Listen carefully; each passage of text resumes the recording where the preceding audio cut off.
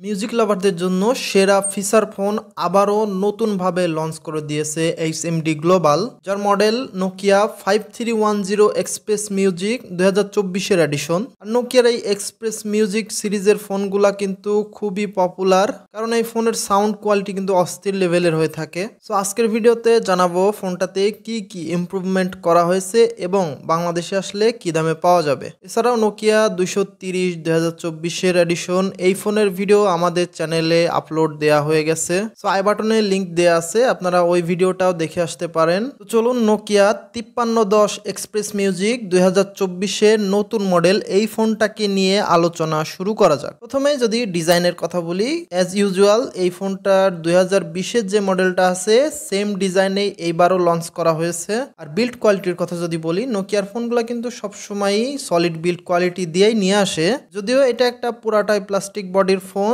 তারপরেও যথেষ্ট শক্তপোক্ত আছে। আর এই ফোনটা যেহেতু মিউজিক লাভারদেরকে টার্গেট করে বানানো হয়েছে, সো এই ফোনটাতে কিন্তু ডেডিকেটেড মিউজিক কন্ট্রোলের বাটন এবং ভলিউম আপ অ্যান্ড ডাউনের বাটনও থাকছে, যেগুলা দিয়ে মিউজিক কন্ট্রোল করা যাবে। আর এই ফোনটাতে ডিসপ্লে হিসেবে থাকছে 2.8 ইঞ্চির QVGA IPS LCD panel. So একটা ফিচার ফোন হিসেবে কিন্তু 2.8 ইঞ্চি ডিসপ্লেটা মোটামুটি বড়ই বলা যায়। আর এই ফোনটার পেছন দিকে একটা সিঙ্গেল ক্যামেরা থাকছে, এটা VGA ক্যামেরা, সেই সাথে LED ফ্ল্যাশও থাকছে। আর একটা বাটন ফোনের ক্যামেরা খুব একটা কাজে লাগে না, এটা ইউজলেস বলা যায়। ফোনটার সামনের দিকে উপরে এবং নিচে ডুয়াল স্টেরিও স্পিকার থাকছে, যার সাউন্ড কোয়ালিটি যথেষ্ট ভালো। যদি একটা ফিচার ফোনের সাথে কম্পেয়ার করেন তাহলে কিন্তু এটা সাউন্ড কোয়ালিটি একদম টপ নচ কোয়ালিটির থাকবে, খুবই জোস লেভেলের একটা এক্সপিরিয়েন্স পাওয়া যাবে। আর ফোনটাতে প্রসেসর হিসেবে ইউজ করা হয়েছে ইউনিসক 6531F এই প্রসেসরটা, এবং এই প্রসেসরটা আরো দুইটা ফোনে ইউজ করা হয়েছে, নোকিয়া 230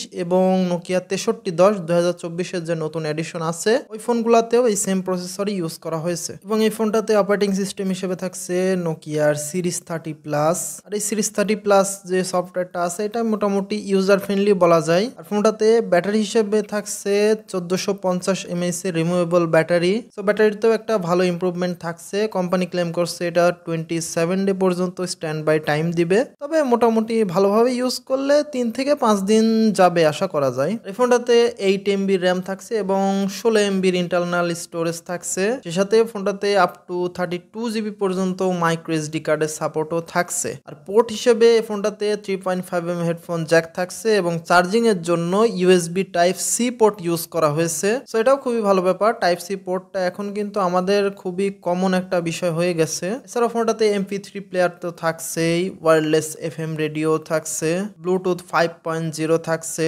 তবে এটা একটা 2G ফোন, ডুয়াল সিমের সাপোর্ট থাকছে, অটো কল রেকর্ডিং এর অপশন তো থাকছে। ফোন বুকে সর্বোচ্চ 1000-এর মতো কন্ট্যাক্ট সেভ করা যাবে, যদিও এটা অফিসিয়াল কোনো ইনফরমেশন না। আর এই ফোনটা টোটাল দুইটা কালারে পাওয়া যাবে, মানে হোয়াইট এবং রেডের একটা কম্বিনেশন, আরো একটা ব্ল্যাক রেডের কম্বিনেশন। মানে ডেডিকেটেড যে বাটনগুলা আছে মিউজিক কন্ট্রোল এবং ভলিউম আপ ডাউনের যে বাটন দুই পাশে দেওয়া আছে এইগুলা রেড কালারের থাকবে। এখন যদি দামের কথা বলি, এই ফোনটা বাংলাদেশে অফিসিয়ালি আসতে হয়তো বেশ অনেক দিনই সময় লাগবে, আনঅফিসিয়ালি কিছুদিনের মধ্যে এটা চলে আসবে। গ্লোবাল মার্কেটে যখন এটা অ্যাভেলেবল হবে তখন বাংলাদেশে আনঅফিসিয়ালি আসবে, এবং আনঅফিসিয়াল মার্কেটে এটার দাম খুব সম্ভবত 6000 টাকার মতো হবে। দাম শোনার পরে অনেকে হয়তো বলবেন যে একটা বাটন ফোন এত দাম কেন হবে। তবে নোকিয়ার ফোনগুলা কিন্তু একটু হাই প্রাইজে সেল হয়, এটা আমরা সবাই জানি। আর যেহেতু বাংলাদেশে এটা আনঅফিসিয়াল মার্কেটে প্রথমে আসবে, সো এটা আর একটু বেশি দামেই সেল হবে, 6000 টাকা ধরে রাখেন। সো যারা একটা ভালো